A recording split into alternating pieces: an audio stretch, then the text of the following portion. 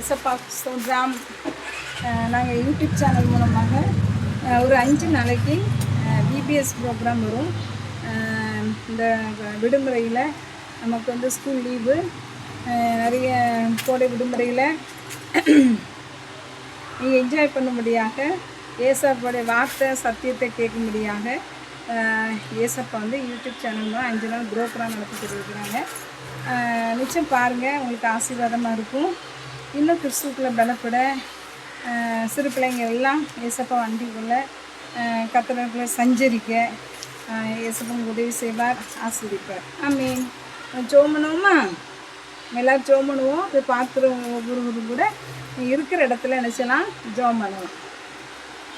அப்பா துதிக்கிறோம். சோதரம் ஏசப்பா ஆண்டவராக இயேசுவே, அந்த யூடியூப் சேனல் மூலமாக அப்பா நடத்த போகிற இந்த பிபிஎஸ் ப்ரோக்ராமுக்காக துதிக்கிற ராஜா. அந்த ஒவ்வொரு நாளும் இந்த கிருபை எங்களோட கூட இருக்கட்டும் ஏசப்பா ஆண்டவராக இயேசுவே.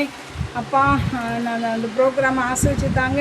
பிதாகுமாரன் பரிசுத்தர் வாங்க ஆசிர்வதிங்க. ஒவ்வொரு வார்த்தையிலும் ஜீவனை கொடுக்குற நீர் ஆண்டவரே, ஒவ்வொரு வார்த்தையினால பிழைப்பை கொடுக்குற நீர் ஆண்டவரே ஆண்டவராக இயேசுவே. ஒவ்வொரு வார்த்தை ஜனங்களோடு பேசட்டும், பிள்ளைகளோடு பேசட்டும். சிறு பிள்ளைங்களை அப்பா ஆண்டவராக இயேசு என்னிடத்து வர தடை பண்ணாதீர்கள் என்று சொன்னீரேன். சிறு பிள்ளைகள் முழு ஆத்மா என்று வேதம் சொல்லுகிறதே. அப்போ அந்த சிறு பிள்ளை போல ஒருவன் பிரபாவித்தால் ஒருவனும் பரலோகத்தை பிரவேசிக்க முடியாது என்று சொன்னீரேன்.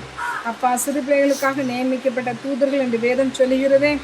அவர்களுக்காக நியமிக்கப்பட்ட தூதர்கள் உண்டு ஏசப்பா. அது பிதாவினிடம் அப்பா அவன் கடந்து செல்கிறான் என்று வேதம் சொல்லுகிறது. ஏசப்பா துதிக்கிறோம், சோதரம். சிறு பிள்ளைகள் அதிகமாக நேசிக்கிற கர்த்தர் ஆவியானவரே, அந்த சிறு பிள்ளைங்களை சின்ன வயசுலேயே இயேசுவை ரட்சகராக ஏற்றுக்கொள்ள, இயேசுவை குலதெய்வமாக ஏற்றுக்கொள்ள, இயேசுவை அப்பாவாக ஏற்றுக்கொள்ள கர்த்தர் உதவி, நண்பனாக ஏற்றுக்கொள்ள கர்த்தர் உதவி செய்யுங்க ஏசப்பா. அதில் பார்க்குற ஒவ்வொரு ப்ரோக்ராம் வசனங்களாக இருக்கட்டும், வார்த்தையாக இருக்கட்டும், கதைகளாக இருக்கட்டும், ஆண்டவராக இயேசுவே எதை பார்த்தாலும் கர்த்தர்களோடு பேசுங்க ஏசப்பா. பேசி இயேசு எனக்கு போதும் என்று சொல்லணும். குட்டி சாமுவேலை சிறு வயதில் ரட்சித்த கர்த்தர், மகனோட வெளிப்பாடுகளில் தரிசனங்களையும் கொடுத்த கர்த்தர் இந்த சிறு பிள்ளைங்களை ரட்சித்து அபிஷேகிப்பீராக.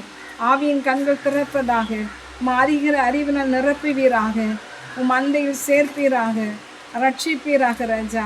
ஆண்டவராக இயேசுவே நாம் அந்த சிறு பிள்ளைகளுக்கு விரோதமாக போராடுகிற எல்லா வான மண்டலத்தில் பூலத்தில் பொல்லாத சாத்தனுடைய கிரிகள், எதிரொலிமின் ஆவிகள், பிரபஞ்சத்தின் ஆவிகள், ஆளுகை சிறு ஏரியா வாலி சிறு டாமியன்ஷே ரோலிங் ஆவி கிரிகள் இயேசுவின் நாமத்தை எறியட்டும். கர்த்தர் அந்த ப்ரோக்ராம் ஆசிரிச்சு கொடுங்க. தேவநாம மகிமைப்பட கிருபை செய்யுங்க. அந்த பொறுப்படுத்துங்க. மீட்பு இயேசுவின் நாம செபிக்கிறோம் நல்ல பிதாவே, ஆமென். அல்லேலூயா, அல்லேலூயா. ஹலோ குட்டீஸ், நீங்கள் எல்லோரும் இந்த சம்மர் லீவில் ரொம்ப என்ஜாய் பண்ணிகிட்டு இருப்பீங்க நான் விசுவாசிக்கிறேன். சம்மர் லீவில் பார்த்தீங்கன்னா நமக்கு எப்படி இருக்குது? சம்மர் லீவ் விட்டாங்க, வெயில் கொளுத்துது. சரி, ஓகே. இதுலேயும் கூட இந்த லீவை பிரயோஜனப்படுத்தி கொள்ளணும். இந்த ஹாலிடேஸை என்ன பண்ணணும்? கர்த்தருக்குள் நம்மளை சிறப்படுத்தி கொள்ளணும், கர்த்தருக்குள் நம்மளை வளர்த்துக்கொள்ளணும். இந்த ஹாலிடேஸை நம்ம கெட்டு போயிடக்கூடாது அப்படிங்கிறதுக்காக தான் இந்த எல்லா இடங்கள்லையும் இந்த சம்மர் கேம்ப்ஸ், அதுக்கப்புறம் பார்த்திங்கன்னா விபிஎஸ், இப்படின்னு அநேக காரியங்கள் நடக்கும். அதே போல் இந்த இயேசுவிப்பிக்க ஊழியங்கள்லேருந்தும் நம்ம என்னது அப்படின்னா ஆன்லைனில் விபிஎஸ் நடக்குது. தொடர்ந்து நீங்கள் எல்லாருமே ஜாயின் பண்ணுங்கள். உங்கள் எல்லாரையும் டே 1க்கு வாழ்த்தி வரவேற்கிறேன். இன்றைக்கி டே 1ல் நம்ம என்னெல்லாம் பார்க்க போகிறோம் அப்படின்னு பார்த்தீங்கன்னா, இந்த விபிஎஸோட மைய கருத்து என்னென்னா தேவனோடு சஞ்சரித்தல். இந்த சம்மர் ஹாலிடேஸ்லேயும் நீங்கள் தேவனோடு எப்படி சஞ்சரிக்க? நம்ம ஸ்கூல் டைமில் என்ன சொல்லுவோம்? ஐயோ எனக்கு டைமே இல்லை, நான் படிச்சுக்கிட்டே இருக்கேன், எனக்கு பைபாஸுக்கு டைம் இல்லை, எனக்கு என்ன ஜோமான டைம் இல்லை அப்படின்னு சொல்லி சொல்லுவோம். ஆனால் இப்போ பாருங்கள், உங்களுக்கு கேள்வி யாரும் இல்லை, நீங்கள் ஃப்ரீயாக தான் இருக்கீங்க. ஆனால் இப்போ நம்ம என்ன பண்ணுறோம்? தேவனோடு சஞ்சரிக்கிறோமான்னு கேட்டால் கேள்விக்குறிதான்.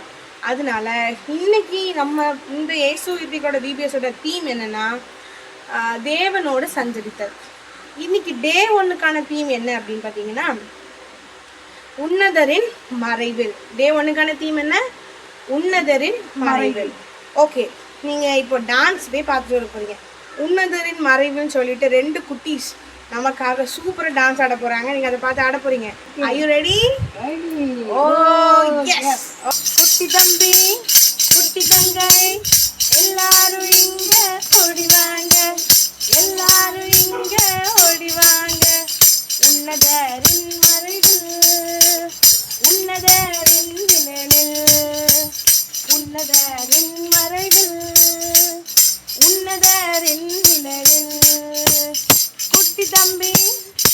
குட்டி தங்கை எல்லாரும் இங்க ஓடிவாங்க, எல்லாரும் இங்க ஓடிவாங்க. உன்னதரின் மறைவில், உன்னதரின் நிழலில், உன்னதரின் மறைவில், உன்னதரின் நிழலில். என்ன குட்டீஸ், நீங்கள் எல்லாருமே டான்ஸ் பார்த்துட்டு இருப்பீங்க அப்படி தானே? உன்னதரின் மறைவில் உன்னதரின் நிழலில்னு சொல்லிட்டு 2 குட்டி பிள்ளைங்க என்ன பண்ணாங்க, அழகாக டான்ஸ் ஆடினாங்க. இப்போ நம்ம பார்க்க போகிறது வசனம். நம்ம என்ன பார்க்க போகிறோம்? வசனம். இன்னைக்கு நம்ம தீம் என்னது? டே 1க்கான தீம் என்னது? கரெக்டாக சொல்லிட்டீங்க. என்னது? உன்னத மறைவில் அப்படின்னு பார்த்தோம். அதுக்கு ஏற்ற வசனம் பார்க்கலாமா? எல்லாரும் பைபிள் எடுத்துக்கோங்க. சங்கீதம். சங்கீதம் தெரியுமா? உங்கள் அம்மா கிட்டேயோ அக்கா கிட்டேயோ யார்கிட்ட ஹெல்ப்பு கிட்ட சங்கீதம் திறந்து எடுத்துக்கோங்க. பக்கம் எண் வந்து 728, 728. சரியா? அதில் என்ன போட்டிருக்கு? முதல் வசனம், உன்னதமானவரின் மறைவில் இருக்கிறவன் சர்வ வல்லவருடைய நிழலில் தங்குவான். என் கூட சேர்ந்து சொல்றீங்களா? உன்னதமானவரின் மறைவில் இருக்கிறவன் சர்வ வல்லவருடைய நிழலில் தங்குவான். சங்கீதம் 91:1. திருப்பி ஒரு தடவை சொல்லலாமா?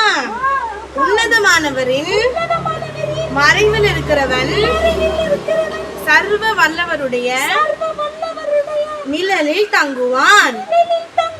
சங்கீதம் 91:1. உங்களுக்கு மனப்பாடம் ஆயிடுச்சா? அப்ப திருப்பி வந்து சொல்லாமா? உன்னதமானவரின் மறைவில் இருக்கிறவன் சர்வ வல்லவருடைய நிழலில் தங்குவான். சங்கீதம் 91:1.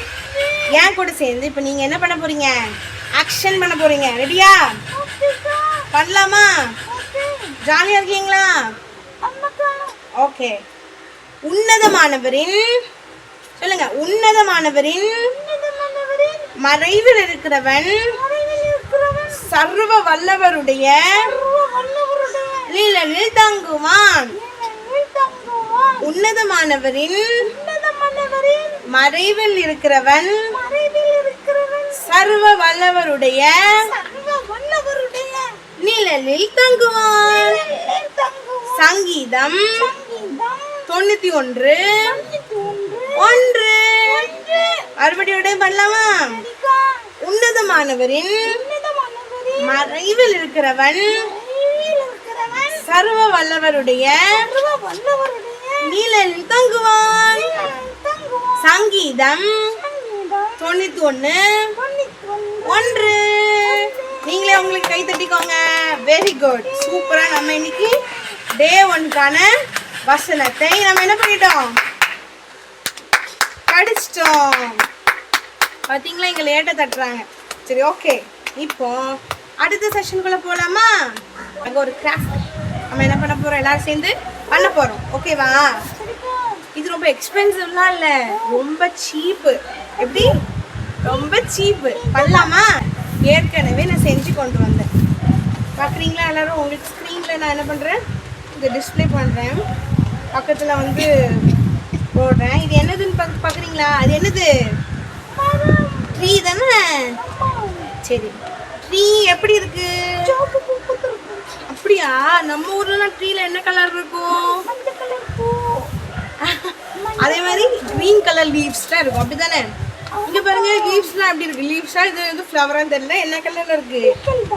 இது எதை வச்சு தெரியுமா செய்ய போறோம்? நம்ம அரிசி எதை வச்சு? ரைஸை வச்சு செய்ய போறோம். அக்கா, என்னக்கா நீங்க இப்படி சொல்றீங்க? ரைஸ் வந்து ஒயிட் கலர்ல இருக்கும், எப்படி இந்த கலர்ல மாறிச்சுன்னு உங்களுக்கு டவுட் வருதா? டவுட் வருது. ஆனா எப்படி தெரியுமா? ரொம்ப அஃபோர்டபுளான ப்ரைஸும் நம்ம செய்ய போறோம். ஃபர்ஸ்ட் ஆஃப் ஆல், உங்க அம்மா கிட்டேயோ உங்க அக்கா கிட்டேயோ கேட்டு நீங்க என்ன பண்ணுங்க? ஒரு A4 ஷீட் பேப்பர் எடுத்துக்கோங்க. ஒரு A4 ஷீட் பேப்பரை கையில் எடுத்துக்கோங்க. எடுத்துட்டீங்களா எல்லாரும்? ஓகே. நெக்ஸ்ட்டு, எல்லாருக்கும் மரம் வரையும் தெரியுமா? இப்படி வரைஞ்சிக்கோங்க. முதல்ல அவுட்லைன் போட்டுக்கலாம். அதுக்கப்புறம் நம்ம என்ன பண்ணலாம், இந்த இடம் ஃபுல்லாக ஷேட் பண்ணணும். சரியா, அது நம்ம கடைசியாக பண்ணலாம். இப்போ நீங்கள் வந்து என்ன பண்ணிக்கணும்னா, பக்கத்தில் ஒரு பவுலில் அரிசி எடுத்துக்கோங்க. அதுக்கப்புறம் உங்ககிட்ட நம்ம எல்லாத்தையுமே என்னது இருக்கும், வாட்டர் கலர்ஸ் இருக்கும், அப்படி தானே? நீங்கள் என்ன பண்ணுங்க, நான் வந்து எந்த அக்ரலிக் பெயிண்ட்ஸ் யூஸ் பண்ணல, வாட்டர் கலர்ஸ் மட்டும் தான் யூஸ் பண்ணேன். அது வாட்டர் கலர்ஸ் என்ன பண்ணேன்னா, அந்த ப்ரஷ் எடுத்து அது கொஞ்சம் நினச்சி அது வந்து நம்ம என்ன பண்ணிட்டோம், கலர் பண்ணிட்டோம். இதை ரைஸை இதுலேயே 2 கலர்ஸில் நான் என்ன பண்ணியிருக்கேன், ரைஸ் எடுத்து வச்சுருக்கேன். இதை பாருங்கள், ஒன்று வந்து ப்ளூ கலர், இன்னொன்று வந்து பிங்க் கலர். ஓகேவா, நம்ம 2 கலர்ஸ் கலர் பண்ணி வச்சுருக்கோம். அடுத்து என்ன பண்ண போகிறோன்னா, இப்போ நம்ம வரைஞ்சிருக்கோம்ல, இந்த ட்ரீயை வந்து கொஞ்சம் ஷேட் பண்ணி டார்க்கன் பண்ணி வச்சுருக்கோம். ஓகே, இந்த மாதிரி எல்லாம் நீங்கள் வரைஞ்சிருப்பீங்கன்னு நினைக்கிறேன். தெரியுதா உங்களுக்கு? வரைஞ்சிட்டிங்களா? சரி, இப்போ என்ன பண்ணணும்னா, எல்லோரும் என்ன பண்ணிக்கோங்க, க்ளூ எடுத்துக்கோங்க. க்ளூ எடுத்துகிட்டு இதுக்கு மேலே தான் என்ன பண்ண போகிறோம், நம்ம எல்லாருக்குமே தெரியும் ட்ரீயில் கிளை எப்படி இருக்கும், அங்கங்கே இருக்கும். அந்த மாதிரி நம்ம என்ன பண்ண போகிறோம், போட போகிறோம் நம்ம. சரியா, எப்படி இந்த க்ளூவை ஸ்ப்ரெட் பண்ணியிருக்கணும் அந்த மாதிரி ஸ்ப்ரெட் பண்ணிக்கோங்க. ஸ்ப்ரெட் பண்ணிவிட்டு இப்போ நான் என்ன பண்ணியிருக்கேன், 2 கலர்ஸ் வச்சுருக்கேன். எனக்கு வந்து இந்த ப்ளூவும் அப்புறம் அந்த பிங்க்கும் ரொம்ப பிடிச்சிருந்தனால ரெட் கலர் எடுத்துருக்கேன். உங்களுக்கு என்னென்ன கலர்ஸ் பிடிக்குமோ அதை எடுத்துக்கோங்க. என்ன பண்ணணும்னா, முதல்ல அந்த ரைஸ் கலர் பண்ணி வச்சுருக்கோம்ல, இருக்கு பாருங்கள், அரிசி இது என்ன பண்ண போகிறோம், மேலே ஸ்ப்ரெட் பண்ண போகிறோம். ஸோ ஒரு கைப்பிடி பூ எடுத்திங்கன்னா ஒரு கைப்பிடி, ஆமாம், மாற்றி எடுத்துக்கோங்க.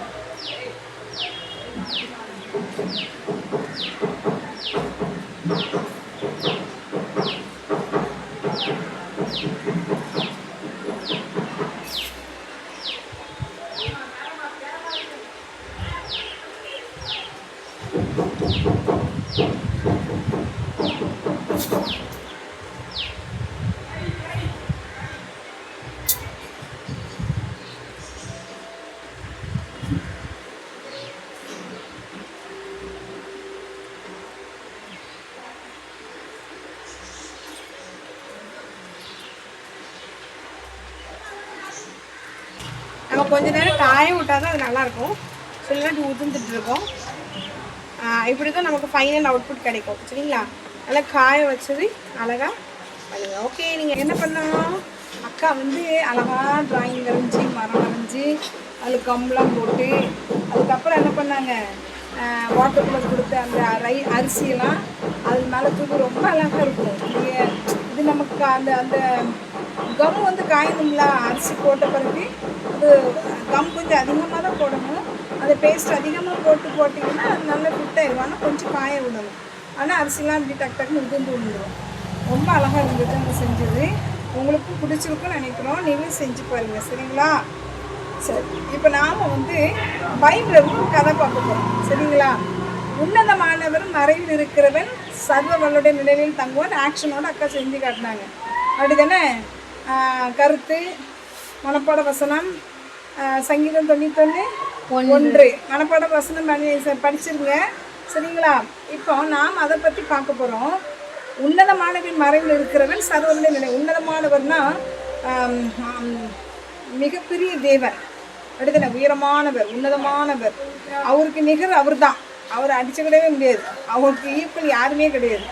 அப்படிப்பட்ட தேவனுக்குள்ளே நம்ம மறைந்து இருப்பதான். அந்த தேவனுக்குள்ளே நம்ம உள்ளுக்குள்ளே மறைஞ்சு இருக்கிறது தான் அந்த மறைவிலாம். சரி, நம்ம பார்க்க போகிறோம். யோசிப்புக்காக தான் உங்களுக்கு தெரிஞ்சிருக்கும். அப்படி தானே? சில பேருக்கு தெரிஞ்சிருக்கும், சில பேருக்கு தெரியாமல் இருந்திருக்கலாம். நம்ம யோசிப்பு ஆதியாகமம் பார்த்தீங்கன்னா 37 சொல்லப்பட்டிருக்கோம் யோசிப்பு கதையை பற்றி. அவர் யார் அப்படின்னா யாக்கோபுடைய பையன். யாக்கோபுடைய பையன் வந்து கடைசி பையன். அதாவது உன்னதமான மறைவுக்குள்ளனா கர்த்தராகிய தேவன் ஆண்டவராகிய இயேசு கிறிஸ்துவுக்குள் தன்னை மறைத்துக் கொள்வது சொன்னேன். அப்படின்னா எங்கே கெபி இருக்குன்னு பார்த்து அங்கே போய் உள்ளே போய் மறைஞ்சுக்கிடணுமா? இல்லை எங்கே சிலை இருக்குன்னு பார்த்து எங்கே அந்தோனியால் சிலை இருக்குது, மரியாள் சிலை இருக்குன்னு பார்த்து மறைஞ்சு ஒளிஞ்சுக்கிடணுமா?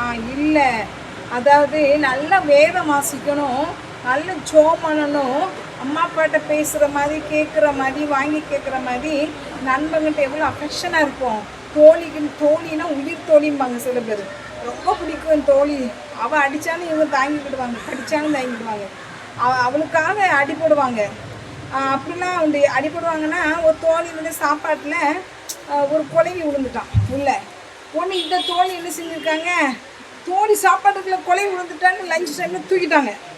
தோழியை எப்படி இருக்கா, தோழிக்கு அக்கறை வரல, தோழி என்ன செஞ்சுட்டாங்க, அவனை தான் அந்த தோழியை கொட்டிட்டு குழவி கொட்டி வீங்கி அவங்களுடைய மைண்ட் செட் எப்படி இருக்குது, என் தோழி சாப்பாடுக்கு விழுந்தது நான் தூக்கி வீசிடணுங்கிற ஆதங்கம்.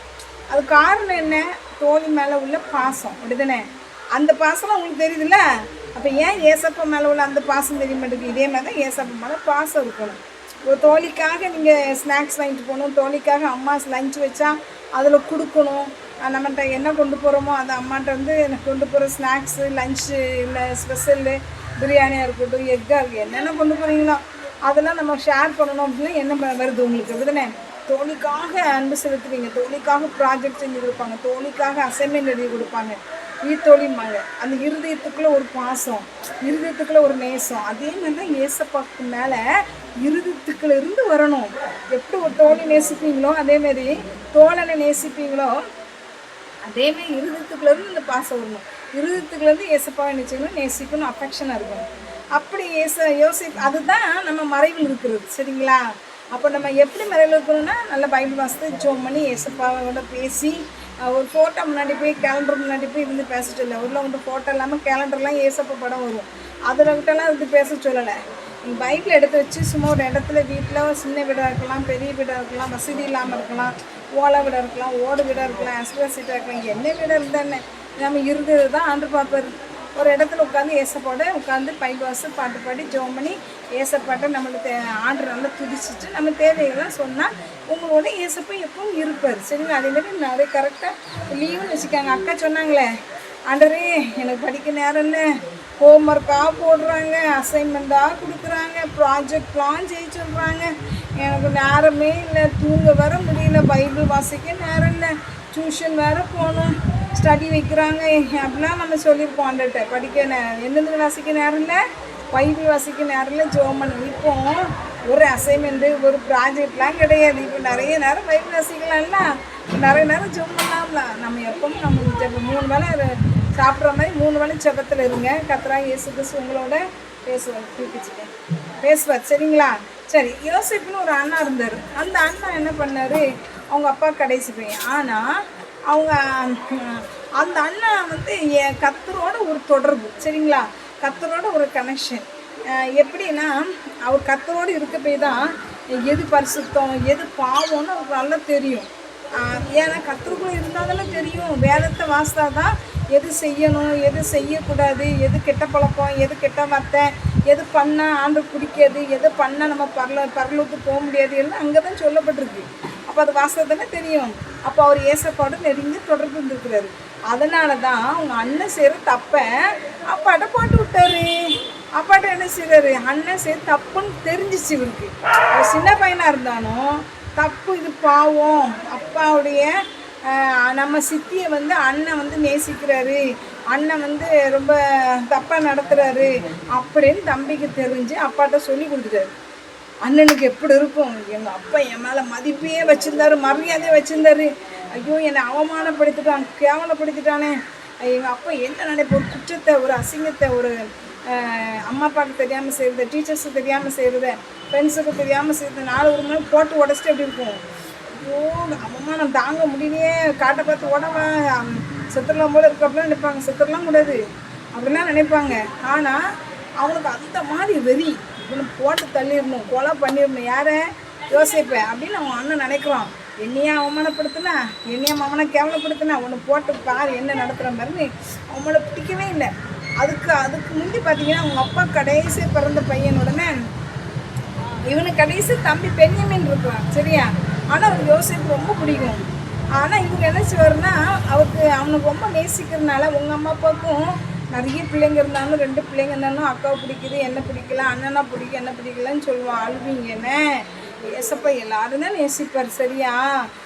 அதேமாரி எதுக்காக அம்மா அப்பா அப்படி நேசிப்பாங்க தெரியுமா? அவங்க அம்மா அப்பா சொல்ல கேட்பாங்க, அம்மா கொடுக்குற வேலையை செய்வாங்க. நம்ம அம்மா பாவம் ரொம்ப இந்த பிள்ளைகள் நேசிக்கும், அம்மாவுக்கு நல்லா ஹெல்ப் பண்ணுவாங்க. எதுனாலும் அம்மா கூட்டம்னா என்னம்மான்னு ஓடுறது, என்னப்பான்னு ஓடுறது அப்படின்னா அந்த அம்மா அப்பாவுக்கு ரொம்ப பிடிக்கும். இனிமேல் நீங்கள் கூப்பிட்டா பதில் கொடுக்காம இருந்தால் போயிருக்க, என்னப்பா என்னம்மா நான் ஒழுங்காக செய்கிறோமா அப்படின்னு சொல்லி அம்மா அப்பா கொடுக்குற வேலையெல்லாம் செய்யுங்க, அன்பாக இருங்க. அப்போ அம்மா அப்பா ரொம்ப நேசிப்பாங்க, சரிங்களா? அப்போ பாருங்கள், அந்த அண்ணா வந்து அவங்க அப்பாவுக்கு ரொம்ப பிடிக்கிறனால மல்டி கலர் ட்ரெஸ்ஸு, அந்த மல்டி கலர் ட்ரெஸ்ஸை வந்து அவங்க அப்பா அவங்களுக்கு மட்டும் சிறப்பாக செஞ்சு கொடுத்து போட வச்சுருப்பார். இதனால் அவங்க அண்ணன்மாருக்கெலாம் பொறாமை. அவரை மட்டும் தம்பி மட்டும் ரொம்ப நேசிக்கிறார், ட்ரெஸ்ஸு மல்டி கலர்லாம் கொடுத்துருக்குறாரு. சரி இவனும் அப்படின்னு சொல்லி அது வேறு பிடிக்கல. நம்ம அப்பா ட்ரெஸ் வேறு மாதிரி ஒருத்தருக்கு ஒரு மாதிரி கொடுத்து கோபப்படும்னா அதேமாரி அவங்களுக்கு கோபம். அதுக்கப்புறம் பார்த்தோன்னா அவங்க ஒரு சொப்பனக்காரன் கனவு கண்டு ஒரே வந்து சொல்லுவான். சரியா, என்ன கனவு கண்டா? ஒரு கனவுல நான் வந்து நம்ம எல்லாரும் வயக்காட்டில் வந்து நாற்று இந்த அறுவடை பண்ணுறோம், அந்த அரிக்கட்டில் என்ன சரி எல்லாம் உங்கள் அரிக்கட்டு எல்லா அரிக்கட்டும் என் அரிக்கட்டு தலை நிமிர்ந்து நிற்குது, உங்கள் அரிக்கட்டில் என்ன தலை வணங்கி நிற்குது அப்படின்னு சொல்லி சொல்கிறான். இவனுக்கு கோவம் வருது. ஓஹோ, நாங்களாம் நீ என்ன துரைத்தனம் பண்ண போறியோ, ஆளை புரியும், எங்களை ஆண்டுக்குள்ளே புரியும், நீ பெரிய இவனோ அப்படின்னு சொல்லி அவங்க ஏசுகிறாங்க. அந்த மாதிரி இன்னொரு கனவை சொல்கிறான், இன்னொரு கனவை சொல்கிறான். சூரியன் நட்சத்திரம் எல்லாம் இணைச்சது, சந்திரன் எல்லாம் இணைச்சது, 11 நட்சத்திரம் என்ன தலைமணிக்கு நிற்கிற மாதிரி பார்த்தேன். அவங்க அப்பாவுக்கே கோவம் வந்துடுது. என்ன அம்மாவும் அப்பாவும் உன மனம் பொருள் கடிந்து கொள்றாரு. அவன் கண்ட கனவை அவன் பாரு ஓப்பனாக எல்லாரும் சொல்லி முடிச்சிட்டான், மறைக்கலாம் செய்யலை. நம்ம நினைப்போம் ஆண்டவர் வந்து ஒரு வேளை இவன் சொல்ல போய் தான் பிரச்சனையும் நீங்கள் நினைக்கலாம். இந்த கனவு அவன் சொல்ல போய் தான் பிரச்சனை, சொப்பனத்தை சொல்ல போய் அண்ணங்காரம் செஞ்ச தப்பை அப்பாட்ட சொல்லி கொடுத்த போய் தான் பிரச்சனை நீங்கள் நினைக்கலாம். ஒருவேளை அதுதான் பிரச்சனைன்னு வச்சுக்காங்களேன். ஆண்டவராக இயேசு கிறிஸ்து அவனை எந்த இடத்துல இருந்து ஆசீர்வதிக்கணுமோ அந்த இடத்துல தானே ஆசீர்வாரு. அவர் எகிப்துக்கு தான் போகணும் திட்டம் இருக்க போய் தான் அங்கே போயிட்டு இருக்கான். இல்லைன்னு வச்சுக்காங்களேன், அங்கே அவன் ராஜாவாகணும் அதிபதி ஆகணும் தேவ திட்டம் இல்லைன்னா அவன் பாட்டில் ஆண்டர் எந்த இடத்துல அவளை ஸ்கெட்ச் பண்ணுறாரோ அந்த இடத்துல தான் இருந்திருப்பான். அவன் சொன்னது நிமித்தம் போனால் நம்ம எடுக்கவே முடியாது. கர்த்தருடைய திட்டங்கள் நிறைவேறுகிறது. அவன் எந்த இடத்துக்கு போகணுமோ அந்த இடத்துக்கு ஒரு கொண்டு போயிட்டுருக்காரு. அப்போது நீங்கள் நினைக்கலாம், உன்னதமான மறைவில் தானே யோசிப்பு அண்ணா இருந்தாங்க, அவங்களுக்கு ஏன் இந்த பாடு இந்த உபத்திரம் நீங்கள் நினைக்கலாம். அவர் உன்னதமான மறைவில் இருக்க போய் தான் அவங்க அண்ணன் வெறுக்கும்போது இவருக்கு தப்பாக கஷ்டப்படலை. அவங்க அண்ணன் சொப்பனமாக அவங்க சொல்லும்போது எல்லாம் சிரித்தாங்க, கிண்டல் அடித்தாங்க, அவங்க கஷ்டப்படலை. அதுக்கப்புறம் அவங்க எல்லோரும் ஆடு மேய்க்க போயிருந்தாங்க. அப்போ இவங்க அண்ணன் அவங்க அப்பா என்ன செய்றாரு, நீ அண்ணனை போய் பார்த்துட்டு ஆடு மேய்ச்சிட்டு இருக்காங்க, சீகோனுக்கு போங்க, அந்த இடத்துக்கு போகிறோம். சீகோனு போய் பார்க்க இல்லை, ஒரு ஆள் சொல்ல தோத்தானுக்கு போயிருக்கிறாங்கன்னு. சரின்னு தோத்தானுக்கு போகிறோம். அங்கே போய் அண்ணனை பார்க்க போகிறோம். இவன் வந்துட்டான் சொப்பனக்காரன் வாரான்னு இவனுக்கு போவோம். பெரியவன் சொப்பனம் கண்டு பெருசாக சொல்லிட்டு இருந்தானே அப்படின்னு வாரான். என்ன செய்யலான்னா கொலை பண்ணிடணும் அப்படின்னு நினைக்கான். சரி ரூபன் அவங்க என்ன செய்யலாம், கொலை பண்ண திட்டம் பண்ணுறாங்க. உடனே ரூபன் சொல்கிறேன், வேண்டாம் அந்த ரத்தப்படி இனத்துக்கு நம்ம வந்து கொலை பண்ண வேண்டாம், இவனை வந்து நம்ம ஏதாவது குழியில் கொண்டு போட்டுடலாம் அப்படின்னு நினைக்கிறாங்க. உடனே சரி எதுக்கு நம்மளாம் கொண்டு அந்த ரத்தப்படி நம்ம மேலே தான் வரும், கொலை வந்து நல்லதில்லை அப்படின்னு சொல்லி அவன் வந்து நம்ம தம்பி உயிரோட காப்பாற்றணுங்க அவன் அப்படி சொல்கிறான். சரின்னு சொல்லிட்டு வெறும் குழியில் போட்டு தூக்கி போட்டுட்டாங்க.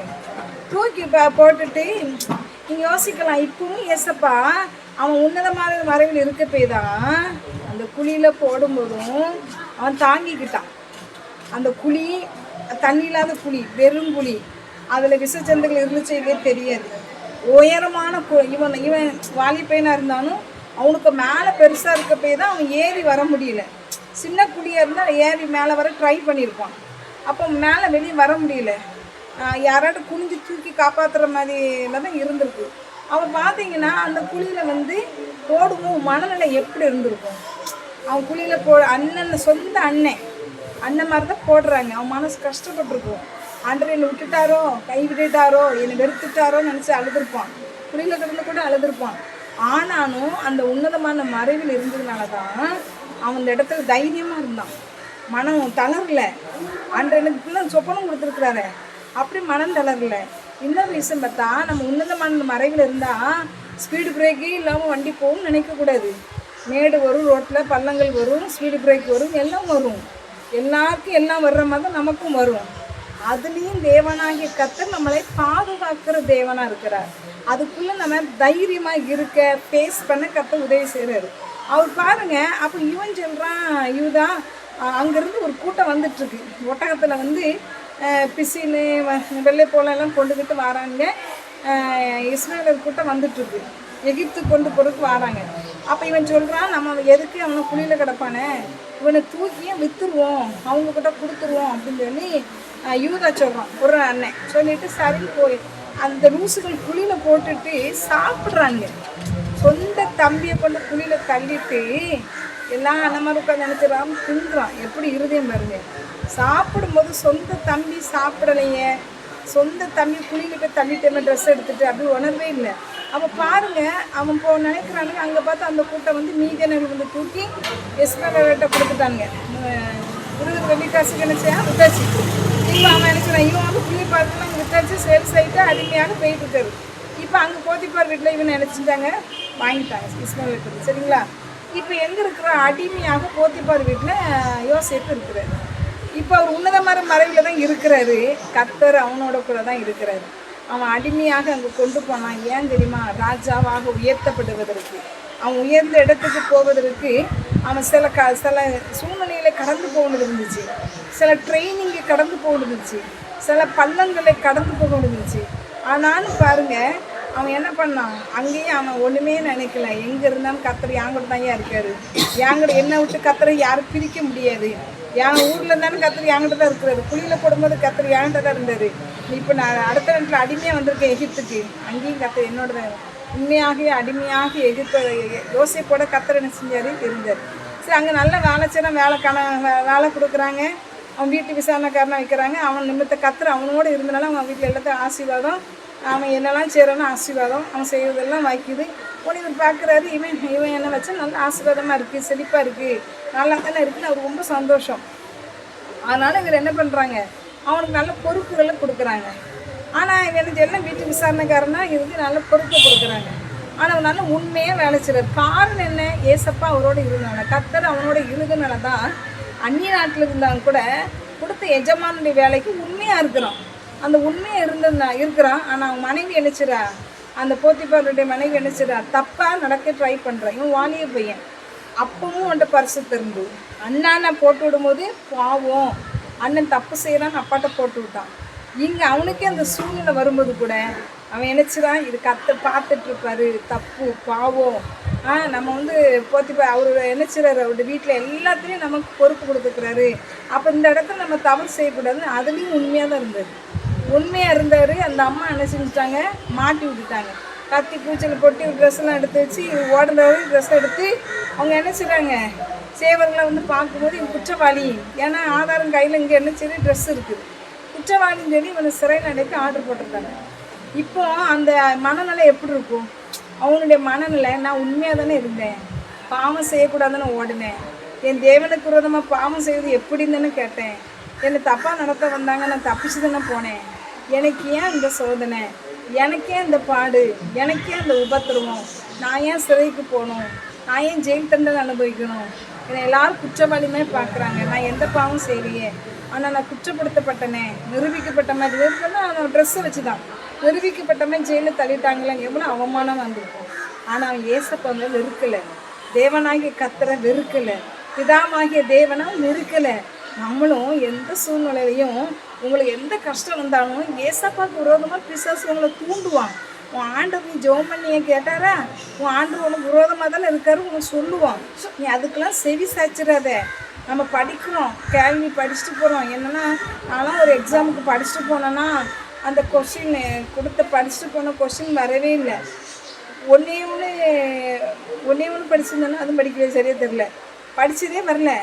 ஆனால் எங்கள் அந்த எக்ஸாமுக்கு போகிற கொஞ்ச நேரத்துக்கு முன்னக்கிட்டி 15 நிமிஷத்துக்கு முன்னக்கிட்டி எல்லாரும் என்னமோ ஒன்றும் படிக்கிறேன், நான் தப்பாக குறித்து படிச்சிருக்கிறேன். படித்ததை அவங்களும் நான் தான் கரெக்டாக படிச்சிருக்கேன், குறித்து அந்த கொஸ்டினுக்கு ஆன்சர் கரெக்டாக குறித்து படிச்சுட்டேன். அவங்க தான் தப்பாக குறித்து படிக்கிறாங்க. அவங்க வேறு மாதிரி ஆன்சர் சொல்லி பார்த்துட்ருக்காங்க எக்ஸாமுக்கு முந்தினா. இது எதுக்கு படிக்கிறீங்க அப்படிங்க, இதுக்கு தான் அந்த இல்லையே இதுக்கு அந்த. ஆனால் உண்மையாக நாங்கள் படித்த 2 சிஸ்டர் வந்து கரெக்டாக நாங்கள் மார்க் பண்ணி படிச்சிருக்கோம். ஒன்று நான் நினைக்கிறேன் இவங்க என்ன தப்பாக பிடிச்சி படிக்காங்க, சிஸ்டர் படிக்கங்க நான் என்ன சொல்கிறாங்களேன்னு சொல்லி படித்தேன். அந்த டைமிங்கில் ஒரு 10 மார்க் கொஸ்டின் 15 மார்க்ஸ் ஆகிட்டு, ஒரு 2 மார்க் கொஸ்டின்ஸ் படிக்கவே இல்லை. அங்கே போய் கர்த்தர் என்னை படிக்க வச்சு அந்த 2மே அந்த 4 கொஸ்டின்ஸ் வந்துச்சு. கர்த்தர் நினைவுபடுத்தி என்னை எழுத வச்சார். அப்போ ஆனால் பிசாசு சொல்கிறான், ஒரு பொண்ணு சொல்லுது பரிசுத்தனை நடத்தினாரு, நீ காலையில் தான் முடிச்சு இந்த கொஸ்டின் படித்தேன் எங்கள் வீட்டில் வந்துச்சு. அப்போ நான் சொல்லி ஆண்டு நீ நடத்தலையோ, நீ வீட்லேயும் எனக்கு சொல்லிக் கொடுக்கல, நான் மாட்டிக்கிட்டேன், நான் வந்து இங்கே வந்து நான் படிச்சு வந்து எதுவுமே வரலாம், நான் மாட்டியிருப்பேன். அப்போ அப்படியே நெருப்பாக வருது எனக்கு ஏசப்ப மேலே. அந்த பிள்ளை அப்படி சொல்லுது, அப்போ நீ என்கிட்ட இல்லையோ, அப்போ ஏன் நான் கஷ்டப்பட்டேன், சரி அப்போ நான் ஏன் இப்படி கஷ்டப்பட்டேன், அப்போ நான் வந்து எனக்கு வந்து தெரியலையே அப்படின்னு. அப்போ அப்படி அப்படி ஒரு மாதிரி இயேசப்பா மேலே ஒரு கசப்பு, ஒரு வெறுப்பை பிசாசு கொண்டு வந்துட்டான். எனக்கு அழுகையாக வந்துச்சு ஒரு மாதிரி. அப்போ எனக்கு அவர் நன்மை தானே செஞ்சுருக்காரு, உனக்கு வீட்டில் சொல்லி கொடுத்து காலையில் முடிச்சு சொல்லி கொடுத்து படிச்சு வந்துட்டா, எனக்கு எக்ஸாம் நாளுக்குள்ளே போகிற 15 நிமிஷம் முன்னே படிக்க வச்சு கத்துற என்ன எழுத வச்சிட்டார். எது பெஸ்ட்டு? என்னை உண்மையில கைவிட்டாரா? கைவிடலையே. அவங்க தப்பாகவே படிச்சிருந்தா கூட என்னையும் அந்த கூட்டத்தில் உட்காந்து படிக்க வச்சு அந்த கொஸ்டினுக்கு அது ஆன்சர் லேட்டானோ, அவர் கேட்டது கொஸ்டின் வந்தது, படித்த கொஸ்டினுக்கு தான் அவங்க கொஸ்டின் கேட்டிருக்காங்க. அந்த கொஸ்டின் கரெக்டாக இந்த கொஸ்டின் நாங்கள் படித்த கொஸ்டின் அப்படி வந்துட்டு, அவள் பாருங்கள் இதை தான் கேட்க போகிறாங்கக்காக என் பிள்ளை படிக்கிறவங்களுக்கு அந்த கூட்டத்தில் உட்கார வச்சு என்ன படிக்க வச்சு, எக்ஸ்ட்ரா 2 3 2 மார்க் கொஸ்டின்ஸ் படிக்க வச்சு எல்லாமே வந்துச்சு. அவள் எழுதையும் வச்சார். அப்போ எது பெஸ்ட்டு? அப்போ நம்ம பிசாசு என்னென்னா ரொம்ப டியூன் பண்ணுவான், உன்னை ஏசப்பா உன் ஜெபத்துக்கு பதில் தரல, ஏசப்பா உனக்கு விரோதமாக இருக்கிறாரு, கை விட்டுட்டாரு அப்படிமா. அப்போ நாம் உடனே சோர்ந்து போகக்கூடாது, பெஸ்ட்டை பார்க்கணும்.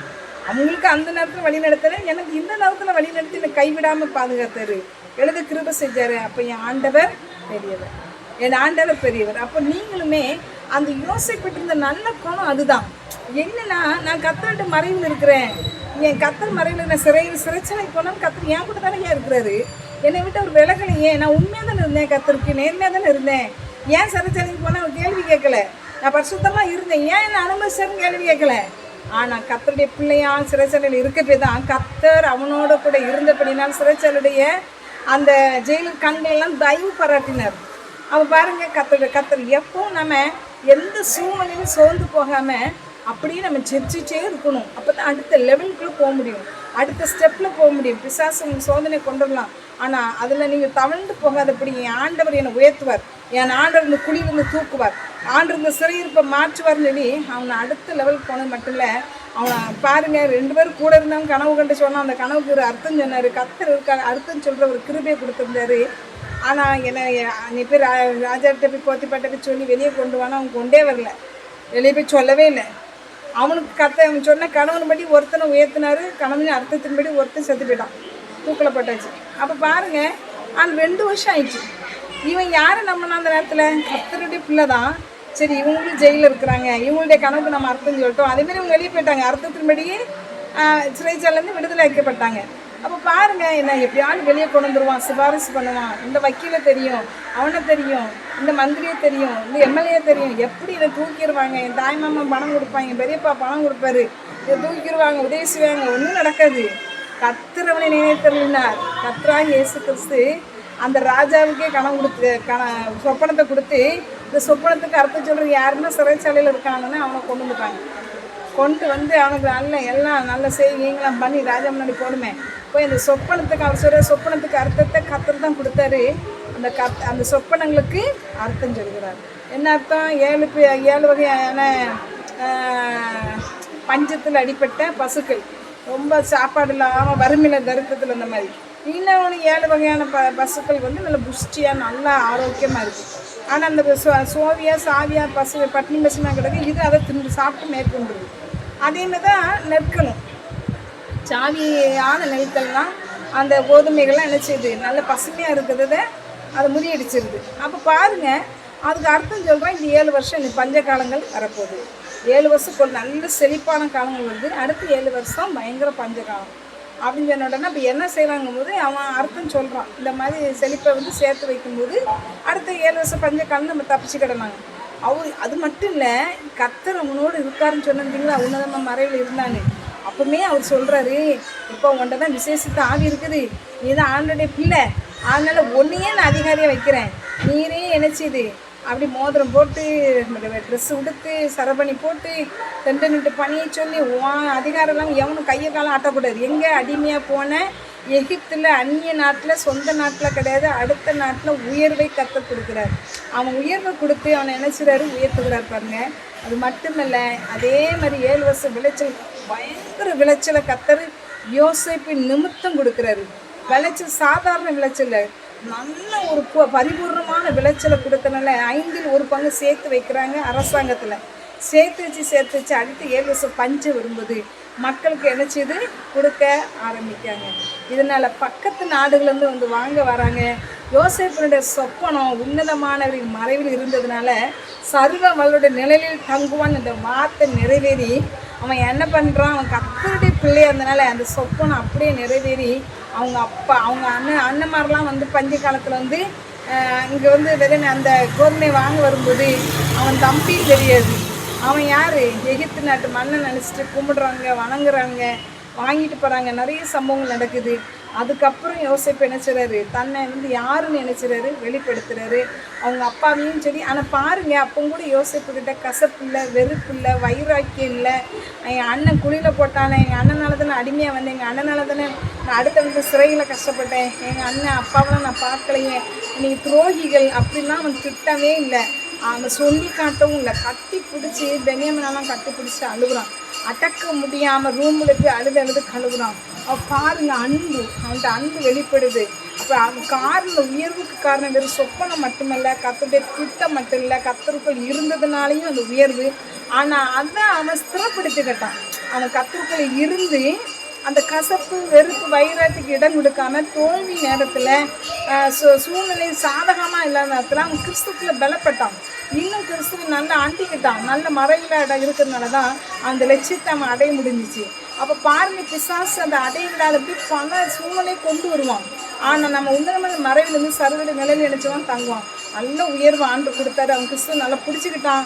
அப்போ நாமளும் எந்த சொல்ல தேவனை பிடிக்கும்போது உயர்வு வருது. அதேமாரி அவங்கள வந்து கற்றுட்டு அந்த சொப்பனத்தின்படி தன்னிட்டு பணிஞ்சாங்க. அவங்க அப்பாவெல்லாம் வர சொல்லி நானும் யோசிப்புன்னு சொல்லி சொல்லும்போது அண்ணம்மாருக்கு சந்தோஷம் தாங்க முடியல, மன்னிப்பு கேட்டாங்க. ஆனால் அவங்க அப்பாவோட செஞ்சார், வந்தார். கர்த்தருடைய சொன்னபடியே யோசேப்பு வணங்க வேண்டிய சூழ்நிலை வந்தது. அடுத்த நாட்டில் பெரிய ராஜாவாக என்ன சிலர் வைக்கப்பட்டார். அப்போ நமக்கும் தேவன் கொடுத்த ஆசீர்வாதம் உண்டு, பிளான் உண்டு. அதுக்கு தடையாக சாத்தா பல சோதனை கொண்டுருவான். அதை நம்ம ஜோமணி ஜெயிக்கும்போது தான் கர்த்தருடைய திட்டங்கள் நினைச்சியும் நிறைவேறும். அந்த லட்சத்தில் ஓடணும்னா ஜெபமும் வேதாசிப்பு குறையக்கூடாது, ஏசப்ப மேலே கசப்பு வெறுப்பு வரக்கூடாது. நிச்சயம் அதுலேருந்து விடுதலை உண்டு. கர்த்தர் ஒவ்வொருவரையும் ஆசிரிப்பார். உன்னதமான மனைவித்தை சொல்ல நிலையில் தங்குவான். ஆமே. அப்பச்சோ பார்க்க நீங்கள் ரெடியாக இருக்கிறீங்களா? இல்லைடா, சோகமாக இருக்கிறேன். இல்லைடா, சோகமாக இருக்கிறேன். என்னடா ஆச்சு மச்சான்? மச்சான் என்னடா சொல்லுவேண்ணா, எனக்கு பிரச்சனை பட்டான். எங்கள் வீட்டுக்கு போனாலே நிம்மதியா இல்லைடா, எனக்கு வாழவே பிடிக்கலடா. மச்சான், என்னடா வாழையே இஷ்டம் இல்லைங்கிற, ஏன்டா அப்படி சொல்றான்? நம்ம 2 உயிர் நண்பர்கள் தான். ஏன்டா இவ்வளவு நாள் பிரச்சனை சொல்லல? மச்சான் அதாவது எங்க அம்மாக்கும் அப்பாவுக்கும் ஒரே பிரச்சனையா இருக்குடா.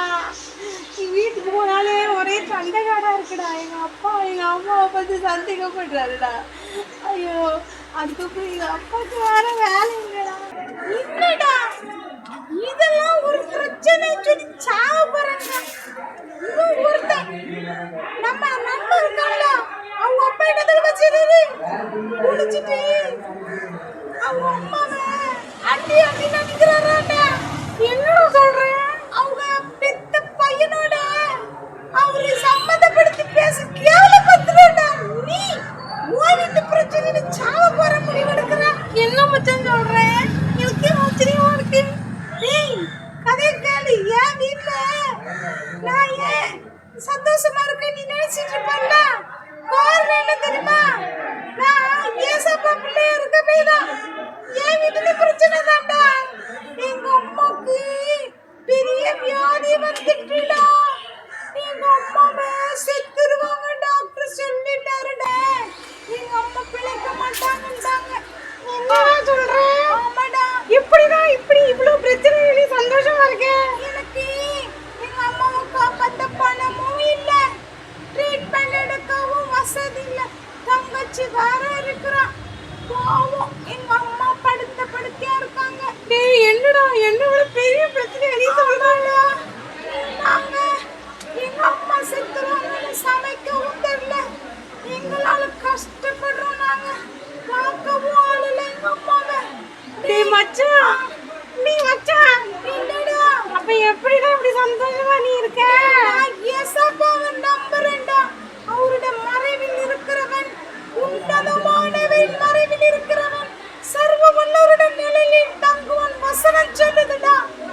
ஒரு மறைவிலிருந்து எப்பவும் எங்க அம்மாக்கு சுகம் வேணும் செபிச்சிட்டு இருக்கேன்டா.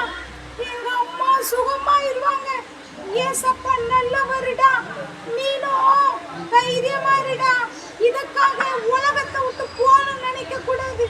எல்லா சூழ்நிலையிலும் நம்மளை ஏசப்பா காப்பாற்ற முடியும்டா. நீ உங்க அப்பாக்காக ஜோம் பண்ணி உங்க அப்பா குடிக்க கூடாது, எங்க அப்பாவை அடிக்க கூடாது, வீட்டுல பணம் தரணும் ஜோம் பண்ணிடா. இதுக்காக போட்டு சரிடா மச்சான், சரிடா இனிமே சாவெல்லாம் சொல்ல மாட்டேடா. நான் இனிமே எங்க அப்பாக்காக ஜோம் பண்ணுவேடா. சரிடா, நான் பைபிள் தரம் வாங்கிட்டு போச்சரியா? சரிடா மச்சான், சரி பாய்டா. சரி, நாம் வந்து ஒரு மிஷினரி கதை பார்க்க போகிறோம். சரிங்களா? ருமனியாவில் அது ரிச்சர்ட் உம்பிராண்ட் அப்படின்னு ஒரு அண்ணா இருந்தாங்களாம். சரிங்களா? அவங்க வந்து சின்ன வயசுலேயே ஒரு யூத குலத்தில் பிறந்தார். ஆனால் அவர் வந்து யூதர் குலத்தில் பிறந்துட்டு ஏசப்பை பற்றி தெரியவே செய்யலாம். கடவுள் நம்பிக்கை இல்லாத, அதாவது கடவுள் நம்பிக்கை இல்லாத ஒரு குடும்பம்னு சொன்னால் கிறிஸ்துக்களையோ கடவுள் நம்பிக்கையிலும் வளர்க்கவே இல்லை அந்த குடும்பம். அப்படிப்பட்ட ஒரு அண்ணா. அப்போ அவர் என்ன பண்ணியிருக்கிறாரு, சின்ன வயசுலேயே ஒரு 14 வயசுல எப்பவுமே அனாதை ஆகிட்டார். அனாதை ஆகி சிறு வயசுலேயே அனாதை ஆகிட்டார். அனாதை ஆன உடனே அந்த அன்புக்காக ஏங்கியிருக்கிறாரு, பாசத்துக்காக ஏங்கியிருக்கிறாரு, அனாதை போல் வாழ்ந்துருக்கிறாரு. அதனால் அவர் நாஸ்திகனாகி நாத்திகன் புக்கை தான் நினச்சிடாரு அதிகமாக வாசிக்க ஆரம்பிக்கிறாரு. அவர் என்ன புக்கை வாசிக்கிறாரு, அந்த 14 வயசில் கூட நாத்திகனாக இருக்கிறாரு. அந்த நாத்திகனாக புக்ஸு, கம்யூனிஸ்ட் கட்சி அதனுடைய புக்ஸ் இருக்குல்ல, அந்த புக்ஸை தான் அதிகமாக தேவன் கம்யூனிஸ்ட் இருக்கிறாங்கள, தீவிரமான கம்யூனிசம் அந்த மாதிரி அவங்க அந்த புக்ஸெல்லாம் அதிகமாக வாசித்துக்கிட்டு கடவுளே இல்லை அப்படிங்கிற கொள்கையில் அவர் வாழ்ந்துட்டு இருக்கிறாரு. 14 வயசாக இருக்கும்போது முதல் உலகப்போர் நடந்திருக்கு. அதில் பயங்கர பஞ்சம். அந்த பஞ்சத்தில் ரொம்ப கஷ்டப்பட்டுருக்கிறாரு. கஷ்டப்பட்டு அனாதை மாதிரி சுற்றிக்கிட்டு திரிஞ்சு வளர்ந்து இப்படி வந்திருக்கிறாரு. அவரையும் அறியாமல் அவர் தேவ நம்பிக்கையே கிடையாது. ஆனால் திடீர்னு பார்த்தா கிறிஸ்தவ பள்ளியில் போய் வரோம், கோயிலில் போய் அங்கே போய் உட்காந்து கேட்டுட்டு இருப்பாராம். கேட்டுட்டு இருந்தாலும் நமக்கு தான் தேவனே இல்லையே, மதங்கிறது மதிகேடு, தேவனே இல்லை, அதெல்லாம் சும்மா அப்படின்ட்டு அவர் நம்பவே மாட்டாராம். திரும்ப வந்துடுவாராம். திரும்ப வந்துட்டு அந்த சம்மந்தப்பட்ட நாத்திகன் கொள்கை உடையவனாக தான் காணப்படுவாராம், தேவனே இல்லைங்கிற மாதிரி. திடீர்னு பார்த்தோன்னா அவர் இருதயத்துக்குள்ளே அவரையும் அறியாமல் தேவன் இருக்கிறாரா, நம்ம தேவன் அன்பாக இருப்பாரா அப்படின்னு ஒரு ஏக்கம் வந்துட்டு திரும்ப எங்கேயாவது எங்கள் கூட்டம் நடந்து போவாராம். போனால் அது ஒன்றுமே தொடவும் செய்யாதான், பேசவும் செய்யாதான், எதுவுமே இருக்காதான். ஆக்சுவலி நம்ம தான் தேவன் இல்லைன்னு சொல்லிட்டு இருக்கோமே அப்படின்ட்டு வந்துடுவாரோம். திரும்ப ஒரு இடத்துல கத்தோலிக்க ஆலயமா, அங்கே எல்லோரும் போயிருக்காங்க. நம்மளும் போவோம்னு போயிருக்கிறாரு. போய் எல்லோரும் முழங்கால் போட்டிருக்காங்க. இவரும் முழங்கால் போட்டிருக்கு. ஏதோ சொல்லிட்டு இருந்தாங்களாம். இவரு சொல்லி பார்த்தாராம். அவங்கள மாதிரி இவரு சொன்னாராம். சொல்லிட்டு அந்த இருதயத்தில் அன்புக்காக ஏங்கியிருக்கிறாரு. உடனே என்ன பண்ணியிருக்கிறாரு, அவங்க சொன்ன மரியே வாழ்க, அன்னையே வாழ்க, மரிய அன்னையே வாழ்க, அன்னை தானே மரிய அன்னையே வாழ்கணும்னு இவரும் அதே மாதிரி சொல்லியிருக்காரு. சொன்னால் நமக்கு ஏதோ கிடைக்குமாலும் சொன்னால் ஒன்றுமே கிடைக்கலையா. என்னடா ஒன்றுமே கிடைக்கலையே, ஒரு இருதயம் அன்புக்காக எங்கே வந்துட்டார். திரும்ப என்ன செஞ்சுருக்கிறாரு, ஒரு இடத்துல போய் தன்னால் சொல்லியிருக்கிறாரு, ஆண்டவரே எனக்கு தேவன் இருக்கிற நம்பிக்கை இல்லை, ஆனால் நான் சிறு வயசுலேயும் வாலிப வயசுல ரொம்ப கஷ்டப்பட்டேன், அன்புக்காக ஏங்கியிருக்கேன். எனக்கு எங்கேயாட்டு ஒரு மூலையில் என்னை அன்பு செலுத்த யாராட்டும் இருக்காங்களா, எந்த தேவனாட்டு என்று அன்பு செலுத்துவாரா, அன்பான ஒரு தேவன் இருக்கிறாரா, அன்பு செலுத்த முடியுமா, நான் அன்புக்காக ஏங்குகிறேன், ஆனால் தேவன் இல்லை, நான் நம்ப மாட்டேன், ஆனால் எனக்கு அன்பு கொடுக்குற ஒரு தேவன் இருக்காரா, நான் என் கடமை இல்லை, தேவனை வழிபடுறதுங்கிற என் கடமையும் இல்லை, ஆனால் தேவன் உண்மையாக இருந்தால் எனக்கு வெளிப்படுத்தலாம்னா அது உமக்கு அப்படி செய்யலாம்ல அப்படின்னு சொல்லி அப்படிலாம் பேசியிருக்கிறார். தன்னால் பேசிகிட்டு இருந்தாப்ப சம்மந்தமே இல்லாமல் 12,000 ருமேனியாவில் 12,000 கிராமங்கள் இருக்கான். அந்த கிராமங்களை திடீர்னு ஒரு கிராமத்தை நோக்கி போகிறாராம். ஆனால் அவருக்கு திருமணம் முடிஞ்ச பிறகு தான். ஆனால் ஒரு 12,000 கிராமத்தில் ஏதோ ஒரு கிராமத்து சம்மந்தமே இல்லை, அங்கே வேலை செய்ய வேண்டியது இல்லை, ஒன்றும் இல்லை, போகிறாராம். அந்த கிராமத்தில் ஒரு தச்சன் இருக்கிறார். அந்த தச்சனை நோக்கி நினச்சிட பார்ப்பது அவர் அந்த கிராமத்தை ஒரு தாத்தாவை பார்த்து சம்மந்தம் இல்லாமல் போகிறாராம், போயிட்டுருக்குறார். சரிங்களா? அவர் அந்த கிராமத்தில் அந்த வயதான தாத்தாவை சந்திச்சாரா, அந்த தாத்தா இவரை என்ன செஞ்சார், என்ன பேசுனாங்க அடுத்த தொடரை பார்ப்போம். ஓகே குட்டீஸ், நீங்கள் எல்லோரும் பப்பட்சம் என்ஜாய் பண்ணியிருப்பீங்கன்னு நினைக்கிறேன். நம்ம கடைசியாக ஒரு ஜபம் பண்ணி முடிக்க போகிறோம். எல்லோரும் இந்த இடத்துல முழங்கால் போடுங்க பார்ப்போம். ஜோம் இல்லாமா? ஏசப்பா மீ துதிக்கிறோம், சோதரிக்கிறோம். இன்றைக்கி இந்த இயேசு வித்திரிகளோட இந்த விபிஎஸ்ஸை கருத்தை நடத்தி கொடுத்த கிருபைக்காக நன்றிப்பா. அட்டன் பண்ண ஒவ்வொரு பிள்ளைங்களையும் கதை ஆசீர்வதிங்கப்பா. என் தேவனாக கத்தாத இந்த சம்மர் ஹாலிடேஸை கத்தருக்குள்ளாக தங்களை வளர்த்துக்கொள்ள கத்தருக்குள்ளாக அவரோட மறைவில் தங்கி இருக்க அவர் மறைவில் இயேசுவே ஒளிந்திருக்க கதை உதவி செய்ய வேண்டும். செபிக்கோ எந்த தீங்கும் அணுகாதபடி பார்த்துக்கொள்ளுங்க. ஆவிக்குரிய ரீதியாக பிசாசு எப்போன்னு அவங்கள ஏசப்பை விழ வைக்கணும். ஏசப்பை எத்தனைத்து கொண்டிருக்கிற இந்த காலத்துலேயும் கூட அன்றே அவர்கள் ஜெயிக்கிறவர்களாக யோசிப்பை போல அதை மாற்ற வேண்டும் செபிக்கிறோம் சுவாமி. அன்றே எங்களுக்கு பயனுள்ள விதத்தில் அந்த பப்பட் ஷோவாக இருக்கட்டும், அன்றே பைக் ஸ்டோரியாக இருக்கட்டும், எல்லாத்தையும் நாங்கள் பயன்பட்டோம். அதுக்காக நன்றி. தொடர்ந்து 1000 பேருக்கு ஆசீர்வாதமாக வச்சு கொடுப்பீராங்க. அன்றே உங்கள் நாமம் உங்களுடைய திட்டத்தின்படி இது நடந்தது. கத்துதாமே பொருட்படுத்திக்கொள்ளுங்க. ஆசீர்வதிங்க. பிள்ளைங்க ஞானத்தில் நிரப்புங்க. பசுத்தமாய் காத்துக்கொள்ளுங்க. யோசேப்பை போல் என்ன பிரச்சனை இருந்தாலும் நாங்கள் துவண்டு போகாதபடி மறைவில் இருக்கிறோம்னு சொல்லி கத்தருக்குள்ளாக ஏசர் கத்தர் கொடுத்துருக்க திட்டத்துக்கு ஒப்பு கொடுத்து அதே யோசித்து கொண்டு இருக்கேன். அது நிச்சயம் வாழ்க்கையில் நடக்கும் அப்படின்னு நினைக்கிறது. உதவி செய்யுங்க ஏசப்பா. அன்றாக அதுக்காக நன்றி. தேவனோட உறவாட தேவனோட சஞ்சரிக்க உதவி செய்யும். பெரிய காரியங்கள் விஷயம் நாம போட்டோம். இயேசுவின் மூலம் ஜெபிக்கிறோம் ஜீவனுள்ள நல்ல பிதாவே. ஆமேன். என்ன குட்டீஸ், நீங்கள் எல்லாரும் நல்லா என்ஜாய் பண்ணியிருப்பீங்கன்னு நினைக்கிறேன். ஓகே, நம்ம நாளைக்கு இதே போல் இந்த செஷன்ஸோட புது கதையோட உங்களை வந்து சந்திக்கும் வரை. Until then, bye bye.